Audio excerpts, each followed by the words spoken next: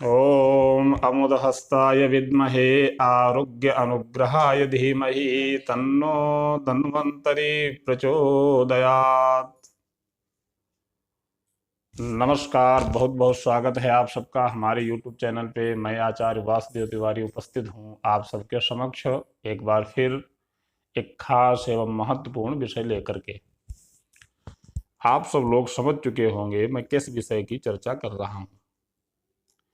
आने वाले कुछ समय के उपरांत प्रकाश पर्व दीपावली के शुभ उपलक्ष्य में आप सबको हार्दिक बधाई एवं शुभकामनाएं। दीपावली से पहले धन त्रयोदशी की विशेष महत्ता होती है, तो आज बात करेंगे धन त्रयोदशी के विषय को लेकर के। धन त्रयोदशी पौराणिक मान्यताओं के अनुसार देवताओं के वैद्य धन्वंतरी जयंती के विशेष उपलक्ष्य में मनाने वाला एक त्योहार है। आयुर्वेद के विद्वान एवं वैद्य चिकित्सक मंडली इस दिन भगवान धन्वंतरी का पूजन करते हैं और लोगों की दीर्घ जीवन आरोग्य लाभ के लिए मंगल कामना करते हैं।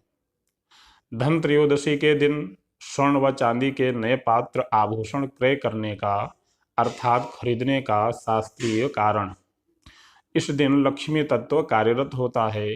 इस दिन स्वर्ण चांदी के नए पात्र व आभूषण खरीदने के कृत्य के द्वारा श्री लक्ष्मी के धन रूपी स्वरूप का आवाहन किया जाता है। कार्यरत लक्ष्मी तत्व को गति प्रदान की जाती है।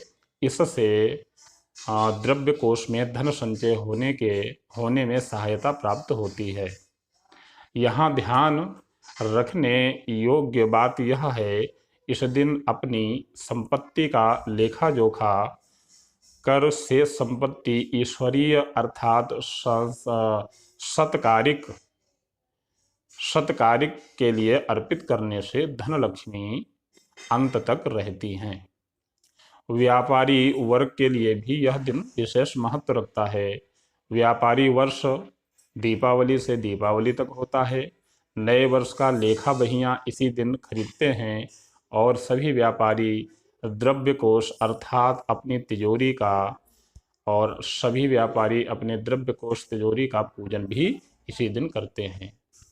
उस पूजन के परिणाम स्वरूप महालक्ष्मी की कृपा वर्ष भर बनी रहती है। इस दिन दुकान, फैक्ट्री, ऑफिस और घर पे माँ लक्ष्मी, धन देवता कुबेर एवं भगवान श्री गणेश एवं धन्वंतरी वैद्य के रूप में भगवान का पूजन करना चाहिए।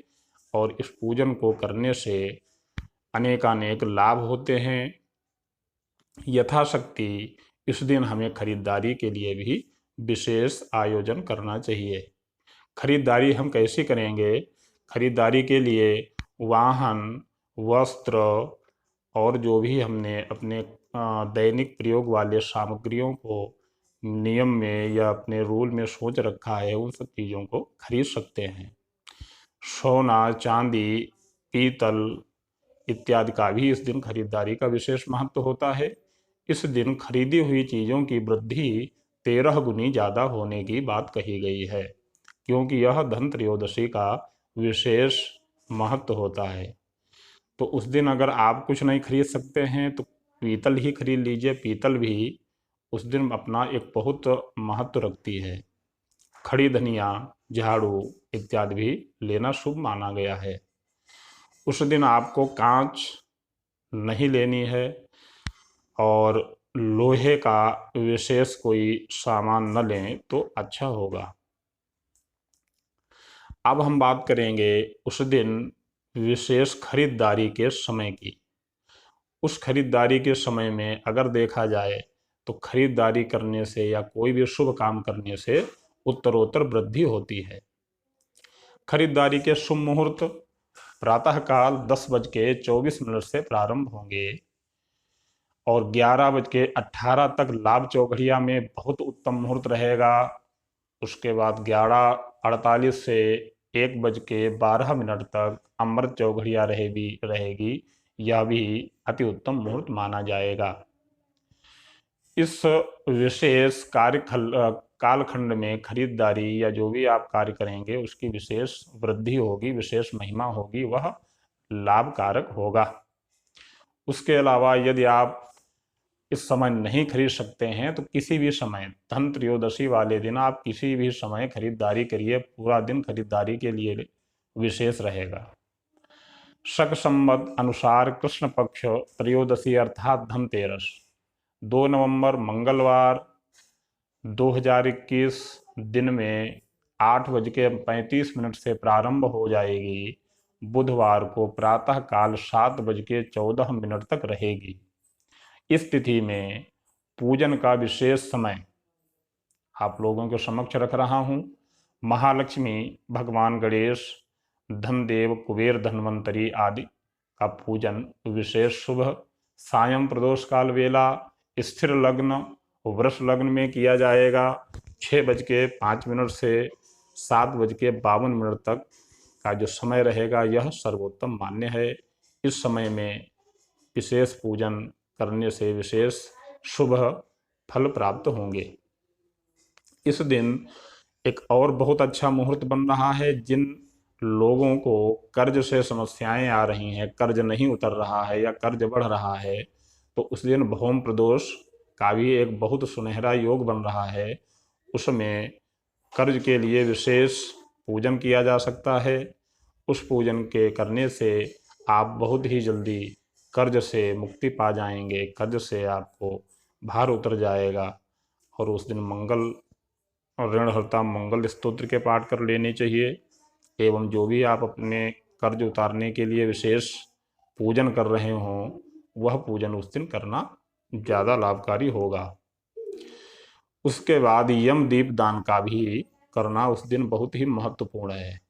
त्रयोदशी है, 13 दीपक प्रज्वलित करके पूजन करें। पूजन करने के बाद वह जो दीपक हैं अपने घर में यथास्थान पर रख दें और अपने परिवार के लिए प्रार्थना करें। एक दीपक बना लें, उस दीपक में यम दीप के नाम से भगवान यमदेव का विशेष ध्यान व प्रार्थना करनी है। और उसके बाद वह दीपक अपने घर की दक्षिण दिशा में भगवान यमदेव का स्मरण करते हुए रख देना है और उनसे प्रार्थना कर लेनी है हाथ जोड़ करके कि हे प्रभु, हमारे व हमारे परिवार को चोट चपेट, रोग, भय इत्यादि आकस्मिक मृत्यु आदि का जो भय है उससे छुटकारा दिलाइए और अपनी कृपा आशीर्वाद हमेशा बनाए रखिए। कहा गया है, स्कंद पुराण में आया है, कार्तिकस्यां शिते पक्षे त्रयोदश्यां निशामुखे यमदीप बहिर्दद्यात् अपमृत्यु विनश्यति। इस दिन दीपदान करने से आकस्मिक मृत्युवाद से छुटकारा मिलता है। नरक चतुर्दशी, यम द्वितीया व धन त्रयोदशी, इन 3 दिनों में यमदेव का दीपदान अवश्य करना चाहिए। इस दीपदान से जो भी दुर्घटनाएं जिनके साथ ज़्यादा हो रही हैं उनको विशेष करना ही अनिवार्य है। इससे आप अपने दुर्घटनाओं से छुटकारा पा जाएंगे, दीर्घ जीवन प्राप्त होगा, निरोगी रहेंगे, स्वस्थ रहेंगे। तो इस तरह से ये सब व्यवस्थाएं आप लोगों को बहुत ही अच्छी तरीके से करनी हैं। अगले दिन नरक चतुर्दशी आएगी। नरक चतुर्दशी को स्वयं प्रातः काल सूर्योदय से पहले उठकर के तैलाभ्यंग स्नान करना है। तेल की मालिश करनी है। मालिश करने के बाद जल से स्नान कर लेना है और स्नान करने के बाद फिर भगवान सूर्य को अर्घ दे करके निरोगता एवं श्री यश के लिए उनसे प्रार्थना कर लेनी है। सायंकाल के समय दीपदान, यम दीपदान अवश्य करें, उसका भी विधान है। उसके अगले दिन विशेष पूजन, माँ लक्ष्मी का पूजन, श्री गणेश जी का पूजन, जिसको हम लोग देव दीपावली कहते हैं, विशेष महत्वपूर्ण दीपावली का समय आएगा। पौराणिक मान्यताओं के अनुसार भगवान मर्यादा पुरुषोत्तम श्री राम जी के वनवास के पूरे होने के उपलक्ष्य में अयोध्या वासियों के द्वारा मनाया गया दीप उत्सव, यह जो दीप उत्सव है उसी को दीपावली के नाम से आज भी हम सब लोग मनाते चले आए हैं। उस दिन तमसो मां ज्योतिर्गमय, असत्य पे सत्य की जीत, अंधकार पे रोशनी की जीत, प्रकाश का प्रभाव, एवं इसी तरीके से हर बुराई को मिटा करके सत्य की स्थापना करने के बाद भगवान श्री राम जी ने यह पर्व त्योहार मनाया। उन्हीं के अनुसार यह अभी तक चला आ रहा है।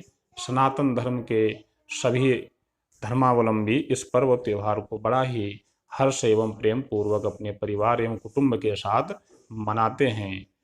तो इस पर्व में विशेष ये रहता है, दीपावली होती है, सब साफ सफाइयाँ होती हैं और खूब दीप प्रज्वलित किए जाते हैं और खूब जो है मिठाइयाँ आती हैं, मिठाइयाँ इत्यादि प्रसाद लगा करके सब लोग आपस में मिल करके खाते हैं और त्योहार मनाते हैं। प्रसन्नतापूर्वक माँ लक्ष्मी का पूजन करते हैं। माँ लक्ष्मी सब पे कृपा करती हैं।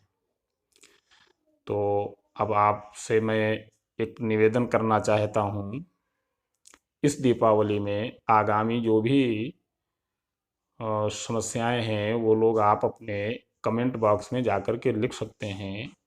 उनको पढ़ करके आगे का वीडियो बनाने का प्रयास किया जाएगा।